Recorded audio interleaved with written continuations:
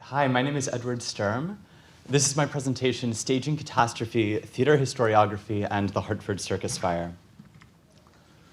So in July of 1944, the Ringling Brothers Circus came to Hartford. They were late coming in on the train, actually, from Providence, and they missed the matinee on July 5th. But on July 6th, they opened on time at 2:15 p.m., and about 20 minutes into the performance, a fire started by some unknown means on the high side wall. At that time, the big top was waterproofed with a paraffin wax coating, highly flammable. And in just a matter of minutes, the entire big top burned. 167 people died when all was said and done. This image was my introduction to the event, and as a theater scholar, my interest in it grew as I began thinking about it through the lens of performance. It seemed to me here was a character ripped from an interrupted performance, still in makeup and in costume, and thrust into a new performance, in a new scenario, and a new role. So as I turned to the Keystone research, I traveled to Hartford, did some archival research in the Connecticut State Library, which is there on the left, or on the right, pardon me. And then on the left is an image of the memorial marker at the site of the fire. I've now written a paper that incorporates the event into the theater historiography literature and considers the relationship between catastrophe and performance in the collective memory.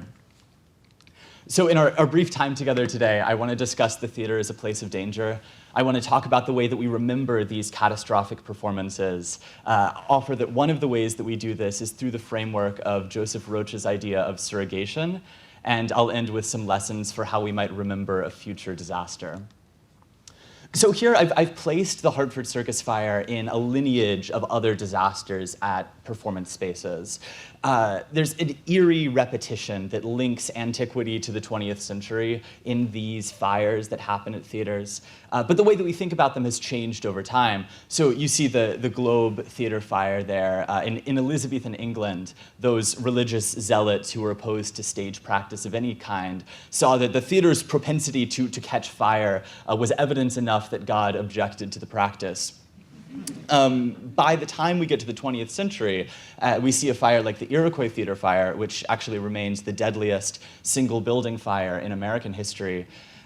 We have a really theatrical narrative of disaster coming out of it, but we also have real changes to public policy and safety regulations. Nowadays, we expect the theater to be safe, even though that we know historically these are places of danger. Certainly, the circus has long trafficked in danger. I view the circus fundamentally as a theatrical event, as a meeting between spectators and performers. But one of the key differences between theater and circus is that the danger faced by performers is not imagined, but is very real. And of course, all kinds of disasters befall the circus. Acrobats fall, trains crash, tents blow over. But fire is particularly incendiary, both physically and metaphorically. Because yes, fire destroys, but it also births, it forges, it illuminates. Daniel Devlin writes about the way that the theater's tendency to burn mirrors the condition of its own ephemerality. So just as performance is over, or disappears when it's over, so too does the place where performance occurred.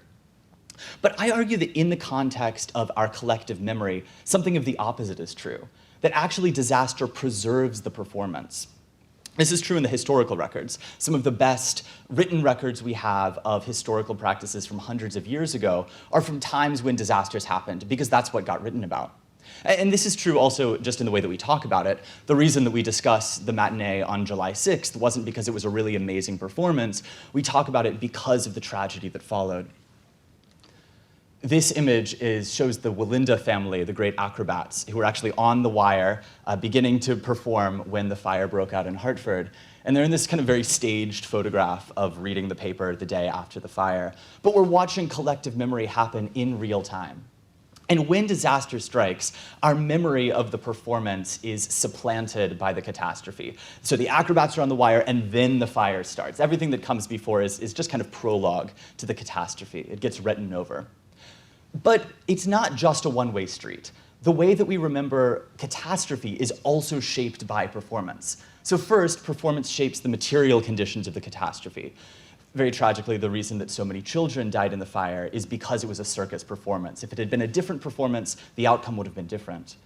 Next, it shapes the way that we actually write about these histories. So we see in the language of governmental documents, of newspapers, a desire to kind of project backwards the structure of Aristotelian tragedy. A beginning, a middle, and an end are not properties of actual disasters. They're something that we put into the narrative in retrospect. And eventually the result of this is that we come to see catastrophe more like the theatrical event, and the theatrical event more like catastrophe. So, surrogation is the process by which Joseph Roach argues culture reproduces itself. And he writes that into the cavities created by loss, through death or other forms, survivors attempt to fit satisfactory alternatives. And so these alternatives, these surrogates, are always going to be a little bit imperfect, and we feel that uncanniness. And so when we lose a performance to fire or to other means, survivors attempt to fit that catastrophe into the cavity left by the performance. And so the catastrophe starts to take on some of the structure, some of the spectacle of that original performance. One example of this, perhaps, is the clown Felix Adler, who tells reporters the day after the fire that from his dressing room, he heard the roar of the flames and thought that it was applause, thought that it was a cheering ovation. And so then we, as readers of the Hartford Current, come to understand ovation to be more like fire, and fire to be more like ovation. Our memory of that day is actually constructed by loss. Forgetting, as Joseph Roach says, is essential to remembering. And this is worth keeping in mind more broadly as we talk about disaster. In our tendency to remember disasters through this theatrical lens, a lot gets lost on the way, much is forgotten, and this is very natural. But entire political processes might be reduced to scenarios with ready-made villains, or else everything that comes before catastrophe is reduced to this cheery stasis from which victims can fall, no matter how complicated the history. And very often, the kind of theatrical narrative of disaster stays in our memory far longer than does the less spectacular process of changing regulations or public policy. So the version of catastrophe that exists in the memory is less messy, it's less connected to history than actual disastrous events. But as I propose, when we look at these events through the lens of performance, when we look at catastrophe through performance, we can see these extraordinary moments from our past in a truer light. So thank you all for listening, and I'm open to questions.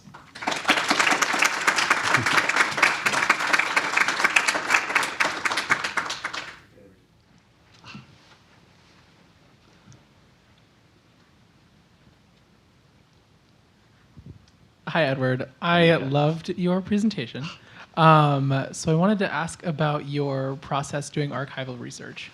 What was it like? What was your experience? And what was the biggest thing that surprised you while you were doing your research and your trip to Connecticut? Totally. To the land where you were from, near Hartford. Yeah, it was really valuable to see. The first time that I went twice, and they were many months apart. And so the first time I didn't really know what I was looking for. And so I went through the police archives, which had a lot of letters in them. And that was generally the most interesting thing. Probably what contributed most to the research were the newspaper reports. And that's the second time around I was looking mostly at that and kind of looking at how we construct the narrative, and a lot of the paper is focused on that. But certainly the anecdotes that were the most moving come from these people who were not really related to the fire at all and are writing the police commissioner. For some reason, there was one written kind of years after the fire who needed confirmation of, who had for a long time believed that an ex-husband of hers, that they were never officially divorced, had died in the fire but never knew it, and so was writing for confirmation to the police commissioner and says, "I know it might seem a small matter to you, but my entire future depends on it." And I mean, these words, from people, and holding the letters, that was really the most exciting part of the archives, even if that wasn't what ended up in the paper. Yeah.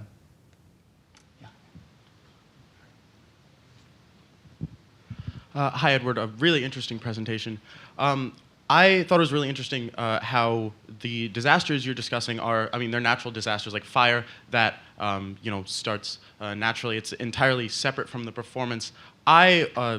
During your presentation, started thinking about disasters that originate from performance. For example, I'm reminded of the riots in France at the playing of Stravinsky's Rite of Spring.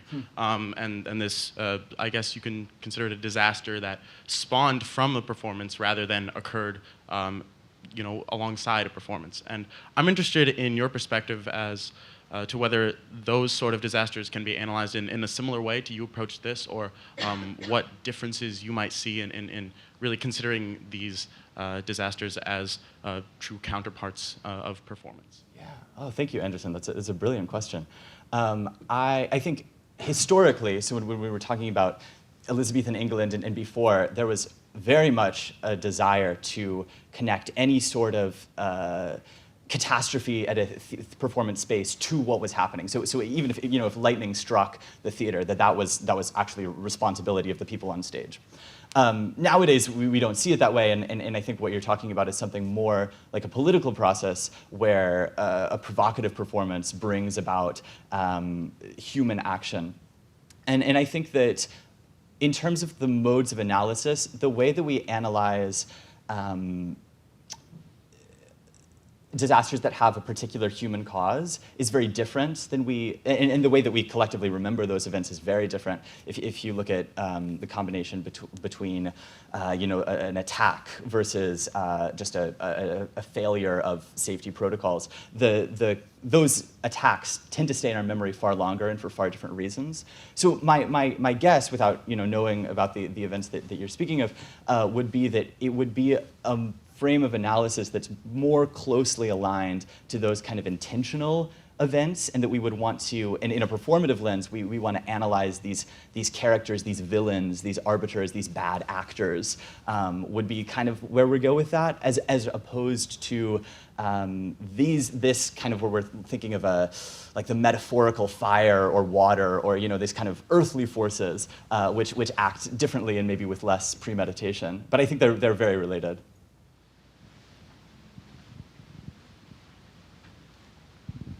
This was really interesting. I'm trying to think. So you mentioned that the circus is often like trafficking spectacle, and that kind of reminded me of like a lot of just when we're consuming information about these disasters as entertainment. Like true crime comes to mind for me. Those like 3-hour-long video essays on why some theme park disaster happened come to mind for me.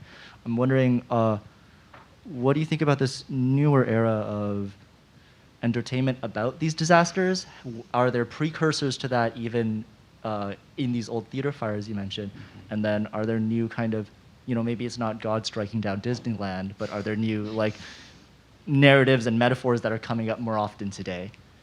And I assume it would be like big Disney person in big suit, but I'm wondering what you think of that. Sure. Yeah. So I think that there are historical analogs to this kind of moment. I am thinking of, in the aftermath to the Iroquois Theater Fire, there are these kind of like printed booklets about the events that people buy, and that a lot of people want to go see it. They stand outside of the theater as it reopens a year later. So I think that the fascination with morbidity is certainly not new, although we're seeing it manifest differently with true crime, as you say, and I think that is a kind of unique moment in our culture. To your other question, remind me what was the other part of the question. Are there new like narratives for these natural disasters that are kind of popping up today, rather than say like vengeance? Yeah. I think that we are more likely to look at them as a political process now. I think we are more likely to analyze them through the lens of negligence, of what structural failings happened that led to this. So I think that we're probably more keen to look at who at the top is responsible than maybe we were in the past. Yeah. Thank you so much, Edward. Thank you.